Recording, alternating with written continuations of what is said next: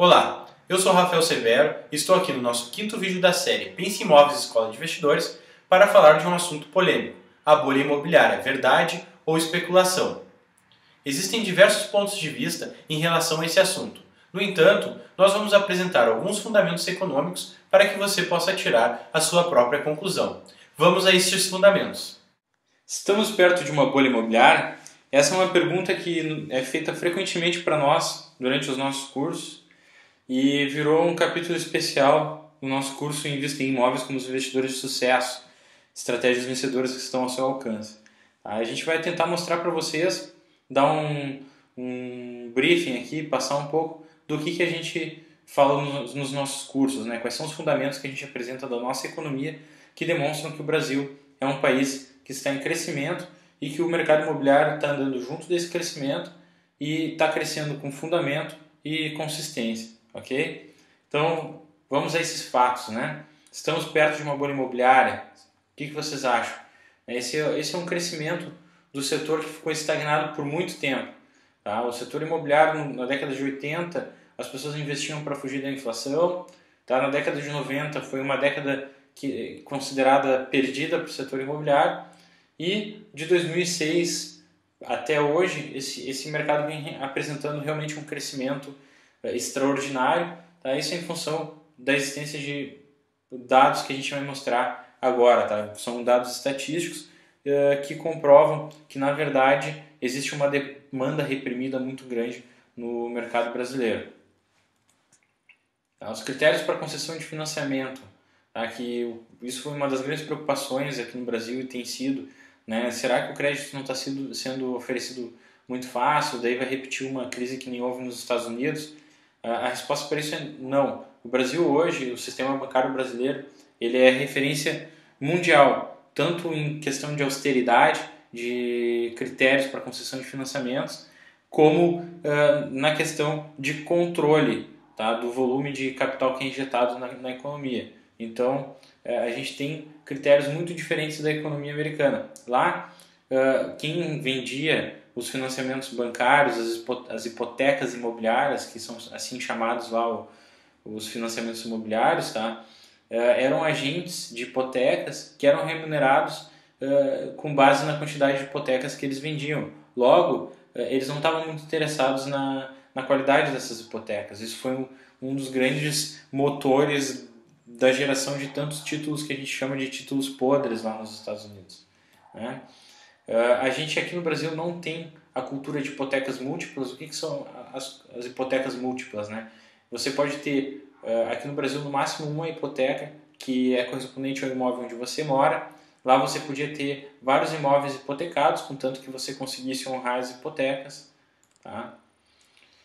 No Brasil a gente tem grandes projetos, tá? Como a Copa e as Olimpíadas, onde o grande benefício desses projetos não é só o dinheiro dos investidores e dos estrangeiros que estão vindo para cá, mas principalmente os ganhos em infraestrutura que vão ficar para o país. Tá? Além disso, a gente tem algo que a gente chama de bônus demográfico, que é algo que a gente vai ver nas próximas lâminas, que é uma questão de transição que a gente está fazendo até, mas hoje ainda é assim, de ter uma população economicamente ativa maior do que a população idosa no país, do que a população aposentada, certo? Então essa população jovem, ela estimula a economia, ela faz com que a economia cresça, porque são novos consumidores de carros, novos consumidores do primeiro imóvel. Como é que está o mercado imobiliário no Brasil hoje? O crédito imobiliário de 2005 até 2010 ele cresceu 13 vezes, de 4 bi para 57 bilhões de reais. Tá? E 57 bilhões de reais é pouco dinheiro ainda para o nosso mercado imobiliário. Ainda tem muito que crescer e se desenvolver esse mercado.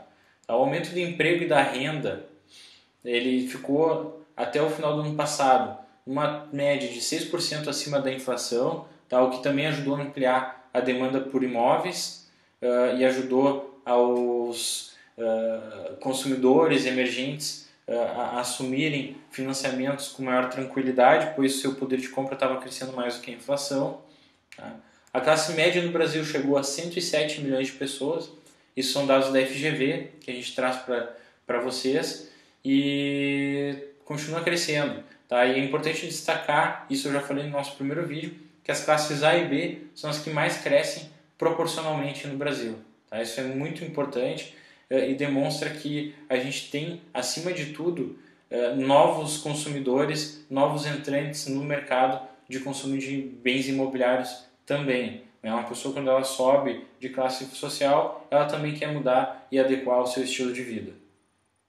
Os preços sobem hoje 11% ao ano, tá? E o crescimento da renda ele pode absorver, pois ela tem crescido esses 6% acima da inflação. O que acontece? O que interessa para o comprador do imóvel é quanto esse aumento no preço do imóvel vai representar no aumento da parcela que ele vai pagar em 30 anos. Então, para ele ainda está tranquilo bancar um financiamento bancário aí dentro do seu orçamento. Tá? Até o ano de 2000 o financiamento era no máximo de 10 anos e hoje está em 30, então vem a confirmar o que eu estava falando anteriormente. Aqui, esse gráfico, que é um gráfico do IBGE, tá? Ele mostra a taxa de crescimento da população brasileira. Isso indica para nós o pico populacional da população, vai acontecer só em 2030. Então a gente ainda tem aí pelo menos mais uns 20 anos de crescimento da população brasileira, tá? E esse período de crescimento de população brasileira também é um período de incremento de novos consumidores para o primeiro imóvel ou até mesmo, né, para o segundo imóvel de uma família maior, né, com imóveis com mais dormitórios, enfim. A gente tem aqui a taxa de crescimento do grupo de 30 a 40 anos, tá?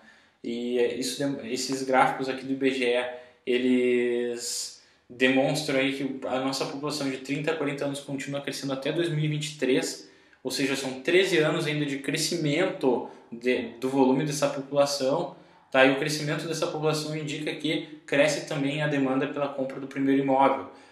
A idade de 30 anos é uma idade muito importante para o mercado imobiliário, pois é normalmente onde a pessoa adquire o seu primeiro imóvel. Além disso, tá, a gente pode observar aqui na pirâmide etária brasileira que a faixa de 20 até um pouco menos, de 14 a 30 anos, ainda é a maioria da população brasileira. Tá? E como a nossa população está concentrada nessa faixa, tá, a gente tem muitas pessoas ainda por adquirir o primeiro imóvel. Né? A informação que a gente tem é que o déficit habitacional brasileiro é de 7,8 milhões de moradias. Tá? E dessas 7,8 milhões de moradias que representam o nosso déficit, vão ser atendidas até 2014, tá? Apenas 2,6 milhões de novas moradias que vão ser entregues para o povo brasileiro. Então ainda existem muitos imóveis para serem construídos em nosso país. Tá? E essa aqui é uma taxa de incremento médio anual da população total brasileira. Né? A nossa população continua crescendo aí numa taxa de 2 milhões a 1 milhão e meio ao ano de novos habitantes até pelo menos 2030, certo? Por que é importante esse conjunto de gráficos que eu acabei de mostrar? Porque isso demonstra que existe uma demanda reprimida e ainda existe uma faixa de sustentação dessa demanda, pelo menos pelos próximos 15 a 20 anos no mercado brasileiro. Tá? E um dos grandes indícios da formação de uma bolha é quando a oferta ela se estende acima da demanda. E como a gente tem uma demanda ainda por acontecer, por vir, tá? Isso nos dá mais tranquilidade e dá fundamento para o crescimento do mercado imobiliário brasileiro. É isso aliado à oferta de crédito, tá? Que hoje os bancos vêm desenvolvendo novas ferramentas de captação de recursos, como as próprias LCI, né? As letras de crédito imobiliário, que existem investidores que compram como renda fixa, mas que na verdade financiam a construção civil e a compra de habitação. Ok? Agora que você já entendeu os fundamentos que levaram o mercado imobiliário brasileiro a crescer, que você já aprendeu as diversas modalidades de investimento disponíveis no mercado imobiliário e que são utilizadas por investidores de sucesso, você provavelmente já está se sentindo um pouco mais seguro e ávido por informações. Por esse motivo, não deixe de ir ao Salão Pense Imóveis dos dias 22 a 25 de setembro, no Barra Shopping Sul, na cidade de Porto Alegre. Também acompanhe o nosso próximo vídeo de encerramento da série Pense Imóveis Escola de Investidores, onde faremos um resumo do funcionamento do mercado e também explicaremos para você onde buscar as informações que você deseja. Nos vemos no próximo vídeo.